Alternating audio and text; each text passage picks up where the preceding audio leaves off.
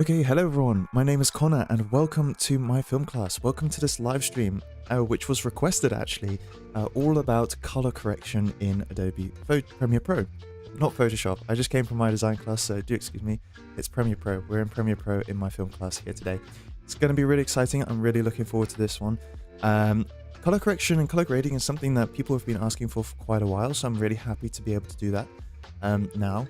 I did do a little bit of it in a few live streams ago, I think 2 live streams ago, and unfortunately my computer actually crashed mid live stream, which wasn't great, so I'm hoping that I've fixed all the issues and the settings, so do let me know in the chat if if it goes wrong and you can't hear me at some point, which I think is what happened last time, or the image is failing. And hopefully we can fix that issue midstream and be able to show you just how to color correct in Premiere Pro. So yeah, I hope this answers the questions that some of the people have been asking me about color correction. One thing to note just before we start, it's a very, very complex topic.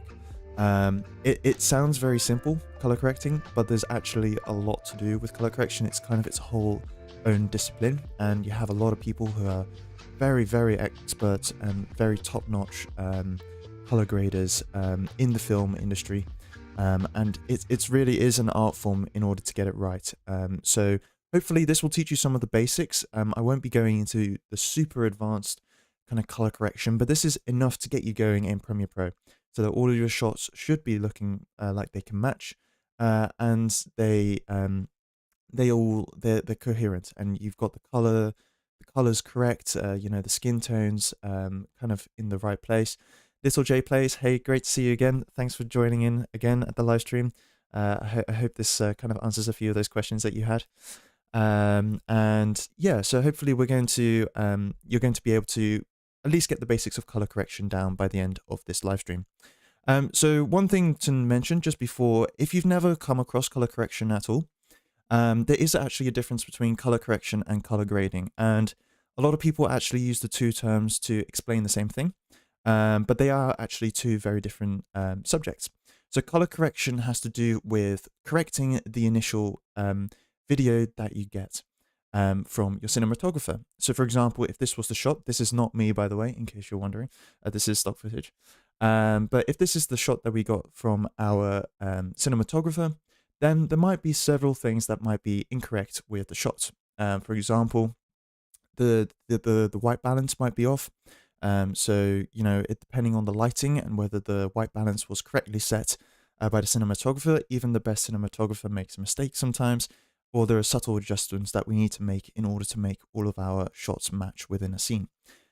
We might also have exposure levels that might be incorrect, lighting levels. So for example, we might have too many highlights, too many shadows in a particular shot. We might have shots that are fully overexposed that need fixing, or underexposed, which also need fixing. And then lastly, we also want to really pay attention to the skin tones of our subjects in our shots, because skin tones give away a lot of information. Being human, we are very prone to being able to distinguish skin tones very clearly, and a shot can look very incorrect if it's not done correctly.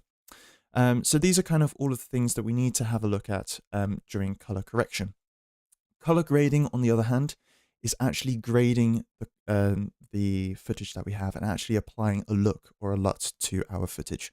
And that's making our footage look visually much more interesting using color grading techniques such as creative curves, etc. Applying LUTs that we maybe have imported from Photoshop or other places, and things that we actually want to use in order to make our image look much more appealing.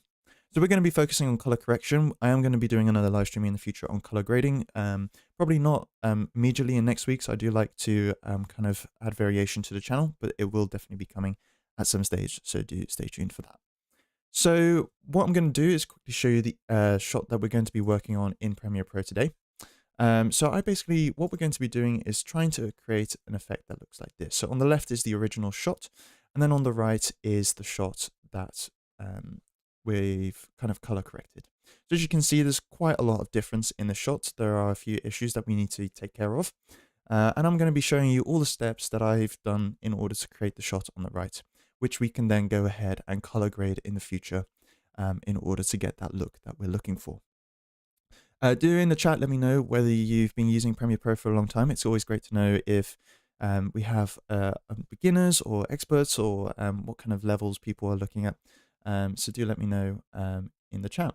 The one thing to quickly note is the workspace itself.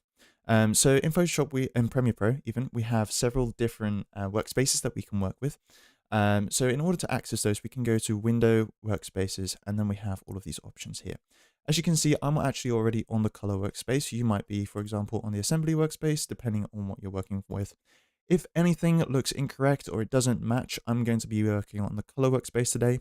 Then what you can do is you can go to Window, Workspace, and you can go to Reset Saved Layout.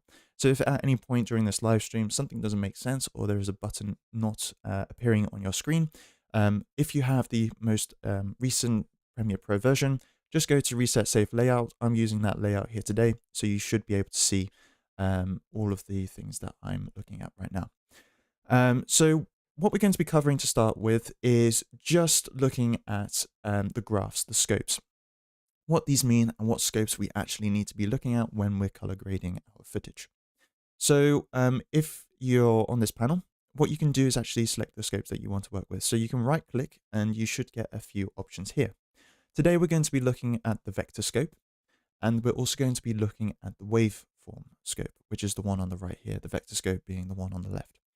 If you can't see the Luma version of the waveform, you can just go waveform type, and just because I think it's automatically set to RGB, which gives you an awful lot more information, which you probably don't need at this stage. Just go to waveform type and just select Luma. And from there, you should get the Luma value, so the light value for the information in your footage. So what you'll notice is if I scroll through my footage, we actually get all of that information presented on those two scopes. So what I like to do to start with is I try to find the frame or the still frame that's conveying the most amount of information in my footage, because I don't want to, for example, if I go to the start of the shot, you can see that the color information is slightly more limited. Later in the shot, we actually get a lot more information. And I don't want to color correct something here and push the highlights further up, and then realize that I've actually gone and overexposed a lot of that information that I have later. So it's always best to go and find that frame which kind of conveys the most amount of information in your video.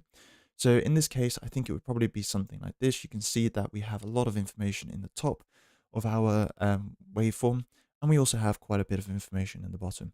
The one on the left, slightly, you don't really need to consider too much when you're making this decision, just because this conveys more of the color information within our image or our frame. But the one on the right is quite important because we don't want to overexpose or underexpose things at different stages.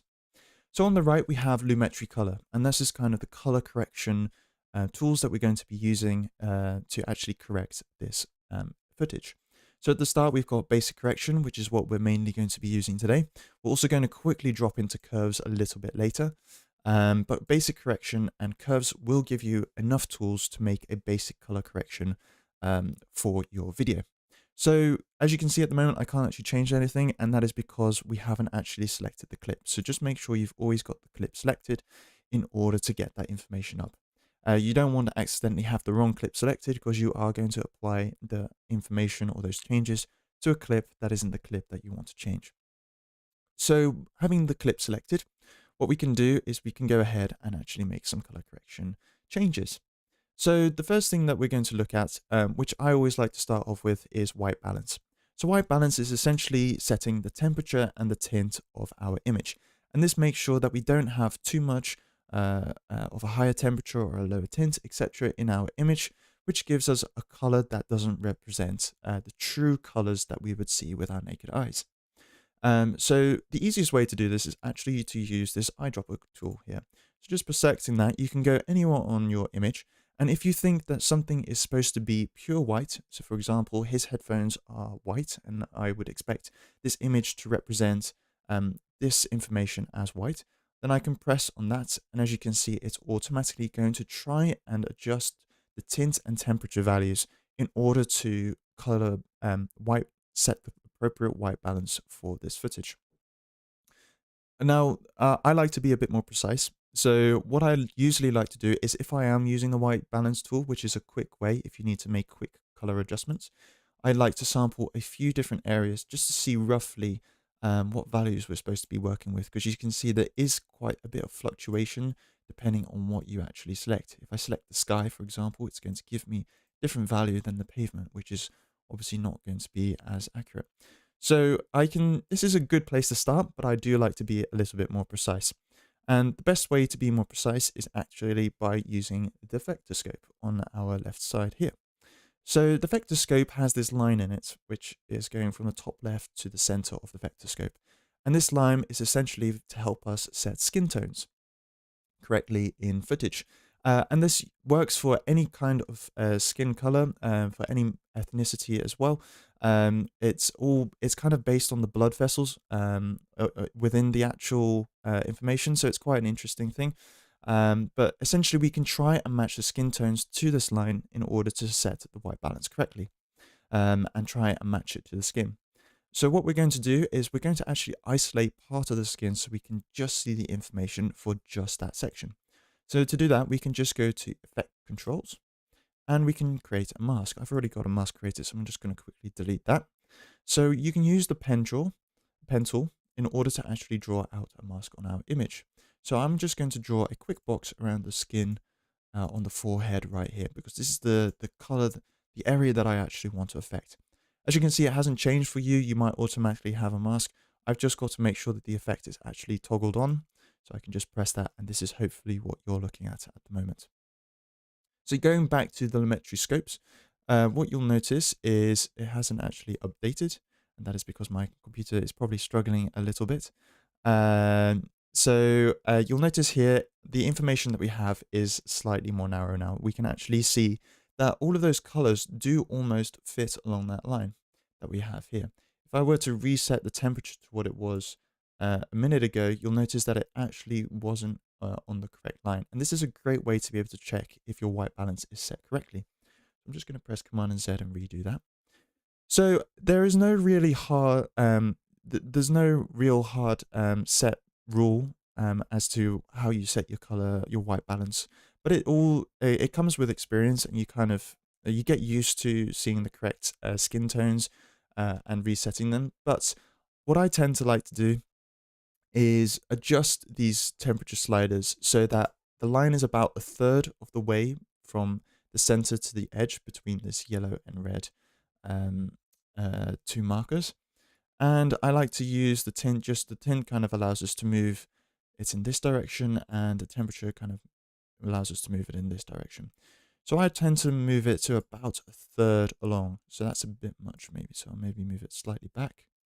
And if I'm ever in doubt, I try to balance to give it more in the red. And this is because if you go slightly too far in yellow, it can make people's skin look a little green or more yellow. And this can give across a vibe that they're maybe not feeling very well.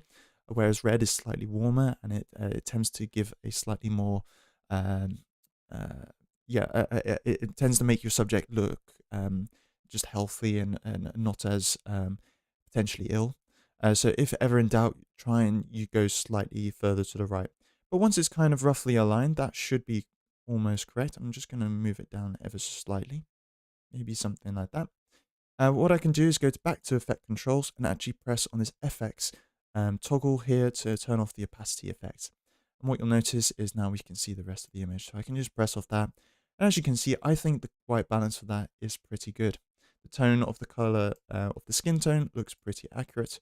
And it's definitely a big change to what we had before. If you ever want to see what it will look like before, just make sure you have that clip selected, and you can just press on the tick here, and you can preview what it was before. So you can see it makes quite a big difference to the final result.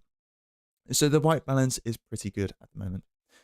So we're going to further that just one extra step, because in some cases you might want to actually adjust the skin tone itself in order to make sure it's perfect, or maybe slightly more aesthetically pleasing if you're going for a different look. So this is where we're actually going to use the curves. So in this, we're going to be looking at these three options: hue versus sat, hue versus hue and hue versus luma in order to actually set the skin tone a little better. So what I'm going to do is I'm going to go back to effect controls and re-enable our mask, just so we can go quickly adjust one or two of these things. So for each of these, I'm going to sample the color that we have in our mask. So you can just use this eyedropper tool and just select part of the skin in the mask.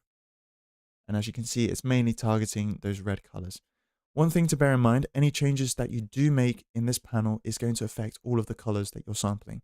So I'm sampling red because the skin, or close to red, because that is roughly where the skin tone is. But this is actually going to affect all of the red colors within your image. So you don't want to push them too hard because it is going to affect any other red colors that you might have. So what do these actually mean? So the first one is hue versus saturation. So saturation is essentially the strength of the colors within our image, and hue is the type of color. It's the color that we're targeting. Hue versus hue is, again, the color that we're targeting versus the color that we're targeting. And then the color versus the hue versus luma is the color that we're targeting versus luma, which is essentially the light, whether we're using highlights or shadows. So this allows us to control. So the hue, the first hue essentially is the hue that we're selecting. So in this case, it's red. So the first hue is red. And versus saturation, we can adjust the saturation for this hue. So with the mask selected on, I'm only going to affect the hue versus hue. So I'm just going to quickly look at my vector scope. And as you can see, any change that I make, it's going to move that color. So it's going to change the hue of all the reds in our image. So like I said before, if you have to make small adjustments, this can merely make a difference. I always like to be slightly on the side of red, just to make sure that our subject looks slightly healthy. So maybe something like that. Not too much, not too exaggerated, because remember, you're affecting all of the red colors within your image if you don't apply a mask. After this, I'm going to go back to effects controls, and that's actually the last time we need to use this mask. So you can either delete it or just turn that feature off, and you won't need to use that anymore.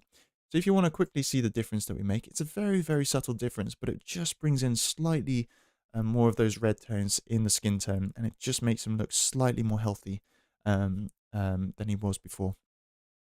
The next one is hue versus saturation, and this essentially allows us to adjust the saturation of that hue. So we're targeting those red colors. I tend not to make any major differences with this because I am very conscious that I'm making changes to all of the colors. And the same is for Luma. I can make all of those red colors much, much brighter or much, much darker. And again, I tend to, for this image, I feel like his skin is slightly underexposed. So I might just push it up ever so slightly. But again, not a big change. So if you want to preview all of those effects or changes that you made, you can just change the tick next to curves. And you can see in this first version, his skin does look slightly more yellowish. It looks like slightly underexposed. And we can just bring that color back just by making those very subtle changes to those colors. But one thing to notice is you can see the red colors in the rails of the seats here, and the red in his jacket are also changing because it is applying to all of that. So there is something to be aware of. But I do think that brings back just that extra little bit of color to our subject. So lastly, what I like to do is also for color correction is adjust the luminosity of our subject. So there we go. My computer's just about handling everything. So as you can see, I'm going to go back to find that frame where we have the most amount of information. And now that the white balance is set, and I'm happy with the skin tones, so those are my first two kind of big indications. Actually, while we're on the subject, I might actually also just include saturation and contrast before we go on to light. Saturation, you can see it kind of stretches all of the information within our vector scope. So if saturation is set to 0, we obviously lose all of our colors. And if I set the saturation to max, you can actually go higher than 200. Just hover your cursor over the 200, and keep dragging to the right. As you can see, the maximum is 300. So this is kind of determining how strong all of our colors are within our image. So obviously any colors outside of those lines is obviously not ideal. You don't really want to push it that far, that your colors are kind of over overexposed and the effect is too great. A great rule of thumb is to actually overdo it and then kind of backtrack, because this kind of gives you a good indication of whereabouts you might want your saturation to end. I think this image is already pretty well saturated. Yeah, I could boost it ever so slightly, but I don't think it requires any major changes, because I'm conscious that those red and yellows are already pretty strong in my image. In the color grading process, which is the process after color correction, you could go ahead and actually target the other colors in your image in order to boost those. So that is more of a color grading thing than a color correction thing. But for the purposes of correcting this image, I think the saturation is already pretty good. The contrast, on the other hand, affects kind of the range um, of light within our image. So as you can see, it kind of boosts the highlights, and it also boosts the shadows, but in the opposite direction. So it kind of reduces those shadows. If I had contrast low, it kind of reduces the range.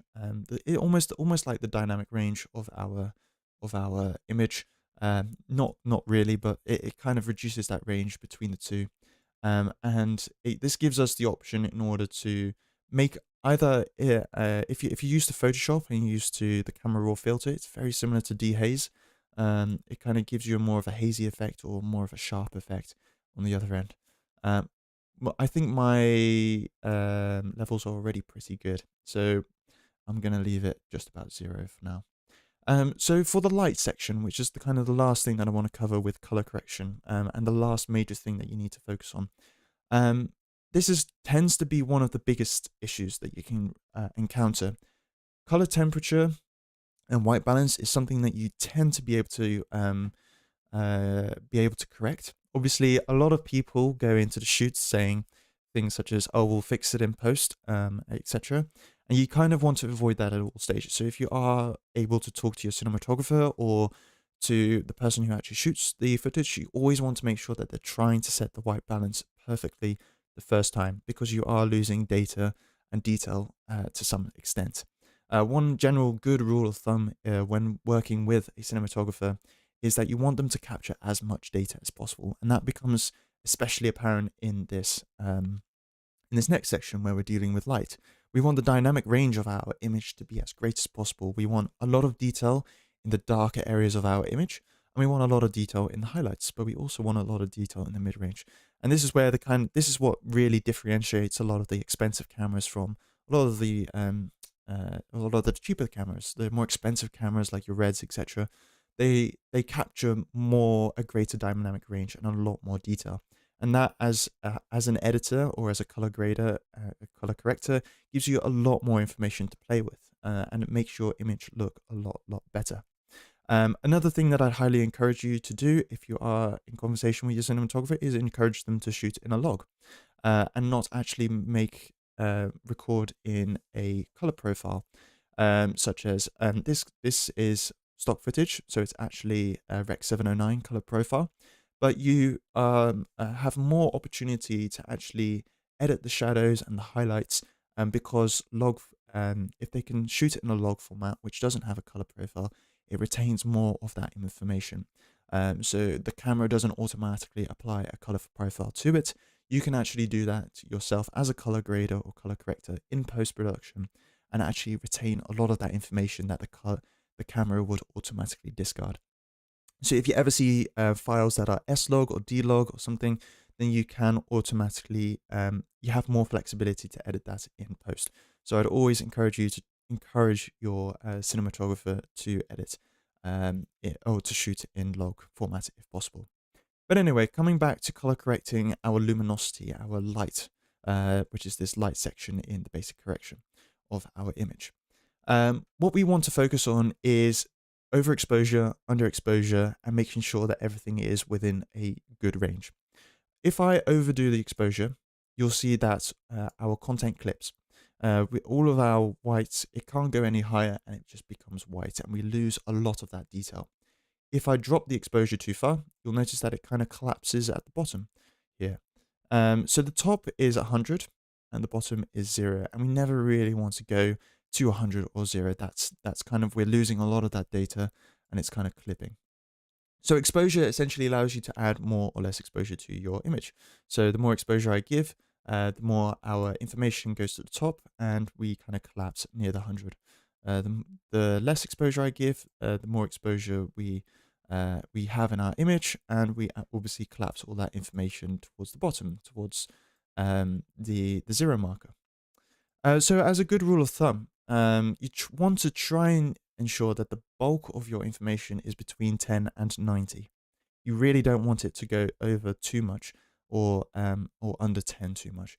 And this is because at the moment you do this, you're in dangerous area where you could lose some details if things start to clip and start to max out in either direction. So it tends to be best to leave it from 10 to 90. Not meaning that you can't go over it, but the bulk of your light to be within that range. So these values that we have here, exposure, contrast, highlight, shadows, whites, and blacks, allow us to control different parts of that light information within our image. So exposure, like I said, was adding or subtracting exposure to our image. Contrast, which we looked at a little earlier, is stretching that light information. So stretching both the highlights in more towards white, and we're also stretching those shadows towards blacks. If we go to the next one, which is highlights, we can adjust the kind of highlight section, so the top section of our color information. The shadows would be that bottom section, and then the whites would be the very top. It kind of allows us to really max out those highlights, and the blacks also at the bottom. You can see I can really collapse those shadows to an all black, which is 0.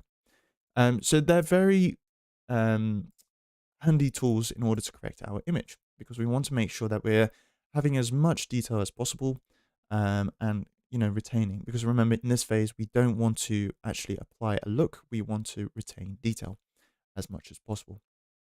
So for exposure, in this case my image is pretty well exposed. All of my information tends to be between 10 and 90. I do have tiny bits like you can see here which are slightly lower than 10, and a few bits that are slightly higher than 90. But that's okay. I think for this it's pretty good, and I'm pretty happy with the exposure. The contrast is also pretty good. I can boost it ever so slightly if I want to, but it's already in a pretty good range. Highlights, again, if you want to boost some of that highlight information, you can see that we're already starting to sort of clip in certain areas of our image. So I think for this one, it's pretty good already. This is kind of the issue with stock footage, is that it's already pretty good. But hopefully for your clip, you are able to adjust some of these things. Shadows, you could bring the shadows down slightly in this image, just because a lot of that information is in that top section at the top here.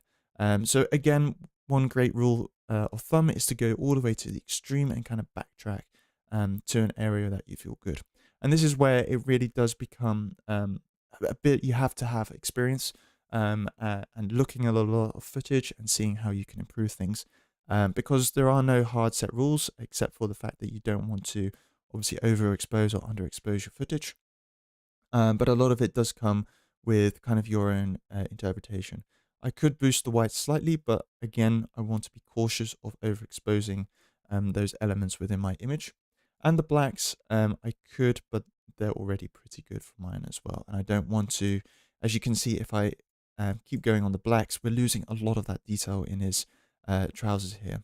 The moment I kind of go to the left slightly, even now you can see. Another good thing to know about color is the darker you make a color, the more saturated it appears. So you can see when the color is much, much lighter, it appears much less saturated. But the darker it gets, it almost becomes much, much more saturated. So that's another thing to bear in mind when you're color correcting, because you also don't want to lose the information in that sense. To show that in the opposite, as you can see, we've lost a lot of that detail if I boost the whites in the sky.